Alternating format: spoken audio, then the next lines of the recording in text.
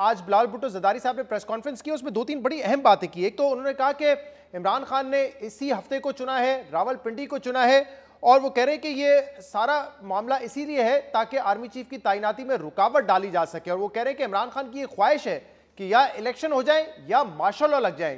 क्यों इस खतरे का इजहार आप लोग कर रहे हैं कि मार्शल लॉ भी लग सकता है, जबकि इमरान खान खुद कह चुके हैं कि उनको इलेक्शन चाहिए? ऐसा कोई इरादा इंस्टीट्यूशन का भी नहीं नजर आता। आप लोग क्यों कह रहे हैं? बिस्मिल्लाहिर्रहमानिर्रहीम। देखें, हमारी कोई ये ख्वाहिश नहीं है कि कोई मार्शल लॉ लगे। इमरान खान साहब ने पहले ही, जब आपको याद होगा कि जब अदम एतमाद की तहरीक आ रही थी तो उस वक्त इमरान खान साहब ने यही बात की थी, बार बार दोहरा रहे थे, और उनके आज एक्ट ये चीज बता रहे हैं।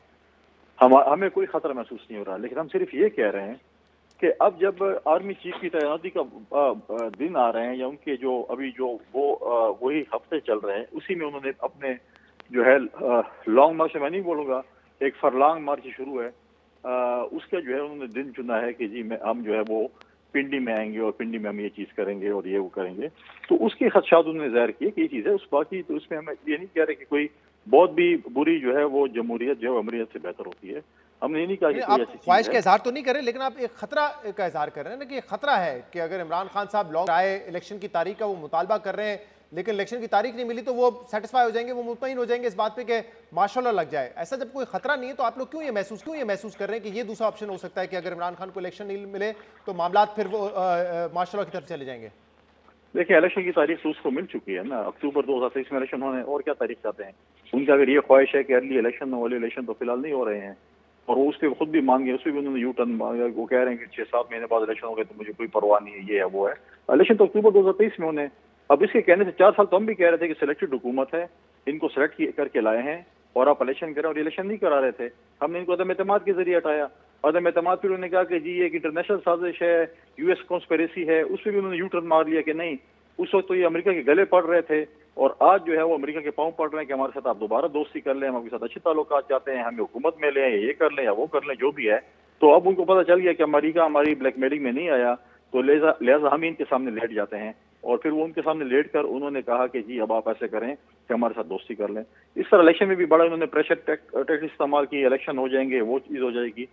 एक अनफॉर्चुनेट इंसिडेंट हुआ इमरान खान साहब का, जो वो चीज़ हुई। अगर आज पीपल्स पार्टी का कोई खुदा न खासा ऐसा लीडर होता और वो इस किस्म की तकरीरें जो है वर्क फ्रॉम होम कर रहा होता, तो आज इमरान खान साहब के लिए बुज़दिल हैं, ये डरे हुए हैं, ये चीज़ें हैं, वो चीज़ें हैं। आज तो खुद जो है वो मतलब है कि वर्क फ्रॉम होम कर रहे हैं, तो हम वो नहीं कहेंगे कि ये बुज़दिल है या ये जो है वो डर रहे हैं या कोई चीज़ है। लिहाजा अपनी करें, जो नई तैनाती है वो हो जाए, उसके बाद अपनी ख्वाहिश पूरी करें। जो है वो अक्टूबर तक लॉन्ग मार्च करते रहें, शॉर्ट मार्च करते रहें, फरलॉन्ग मार्च करते रहें, जो भी करना चाहते हैं करते रहें। अच्छा फैसल साहब, एक तो आपने जो अमरीकी साजिश वाली बात की, ये बात दुरुस्त है। इमरान खान साहब ने कहा कि ये साइफर है जिसके जरिए साजिश हुई, अमरीका ने ये साजिश की है। और फिर अभी उन्होंने हालिया इंटरव्यू दिया जो FT को, उसमें उन्होंने ये कहा कि साजिश हुई है लेकिन अब हम इसको पीछे छोड़ देना चाहते हैं, आगे बढ़ना चाहते हैं, और अमरीका से अच्छे ताल्लुकात के ख्वाहिशमंद हैं। और आज उन्होंने इस्टेब्लिशमेंट के हवाले से भी अपना जो स्टांस है वो न्यूट्रल किया है। इतने अरसे से जब से उनकी हुकूमत गई है वो कहते आए हैं, मीर जाफर, मीर सादिक, और वो कहते हैं कि लोकल हैंडल्स की मर्जी से ये साजिश हुई है। आज उन्होंने ये कहा है कि मान लेते हैं कि आप साजिश में मुलविस नहीं थे, लेकिन आप इनकी हुकूमत आने से रोक सकते थे। आप इन लोगों को करप्ट कहते थे, एजेंसीज के पास करप्शन की तमाम फाइलें मौजूद हैं, तो कैसे मुमकिन है कि आपने मेरी हुकूमत गिरने दी और इन लोगों की हुकूमत आने दी? देखें, ये तो हमेशा सेलेक्ट होकर आए, उनकी हमेशा ये ख्वाहिश रही है कि इनको किसी तरीके से जो है वो आके इंस्टॉल कर दिया जाए, क्योंकि अवाम के मैंडेट के जरिए तो ये आ नहीं सकते। दूसरी बात ये है कि अगर वो ये कह रहे हैं कि हमारी फाइलें या हमने करप्शन की है, तो इनके पास 4 साल हुकूमत थी, मैप इनके रिमोट कंट्रोल पे चल रहा था, इदारे इनके साथ थे, पुलिस इनके साथ थी, इन्वेस्टिगेशन इनके हाथ में थी, तो हमें सजा दिलवा देते। जो करप्शन की गजब गानियां अब आ रही हैं इमरान खान के मुतल्लिक, जिसने घड़ी तक नहीं छोड़ी, और जो आगे चीजें आने वाली हैं, तो आपको पता चलिए ना, तो माजी में भी करप्शन के रिकॉर्ड तोड़े।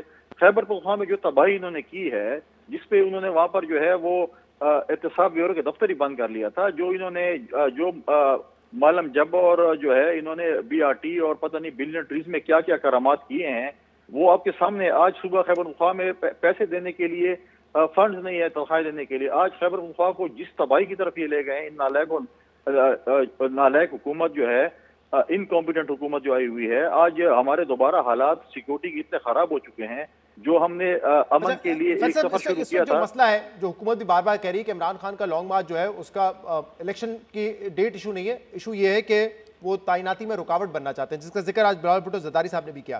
बिलावल साहब ने आज एक और बात की, उन्होंने कहा सदर आरिफ अलवी ने वोट ऑफ नो कॉन्फिडेंस के वक्त बहुत ही गैर आईनी किरदार अदा किया था, उन्होंने असेंबली को उस वक्त तोड़ दिया था। अब अगर वो कोई गैर आईनी काम करेंगे तो फिर उनको नतीजा भुगतना पड़ेगा।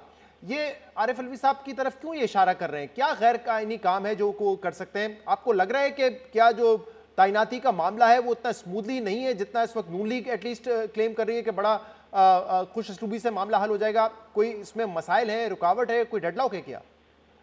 नहीं, ऐसी कोई बात नहीं है। एक सवाल हुआ था बिलावल भुट्टो जरदारी साहब से इस हवाले से कि कल जो है वो एक मुलाकात हुई थी आरिफ अलवी साहब की और इसाक डार साहब की।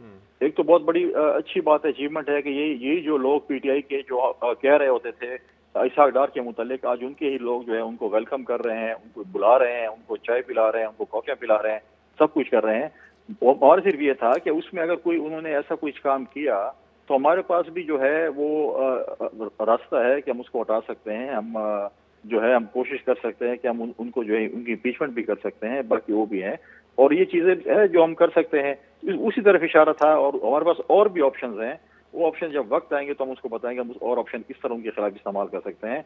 आरिफ अलवी साहब ने एक पीटीआई के टाइगर होने का कोशिश की थी जो कि नाकाम हो चुकी है। अब वो कहते हैं कि हम जो पहले कह रहे थे कि हमें तैनाती में मेरा भी इनपुट लें। ये तो पराई शादी में अब्दुल्ला दीवाना वाली बात होगी। आपसे कौन इनपुट लेता है? प्राइम मिनिस्टर का प्रोगेटिव है, उसके प्रोगेटिव है कि वो जिससे भी इनपुट ले, जिससे न ले, उनकी मर्जी है। आप कौन होते हैं कि आप हमें कहते हैं कि मेरा इनपुट लें? इमरान कौन होता है कि हमें बोले कि मेरा इनपुट लें?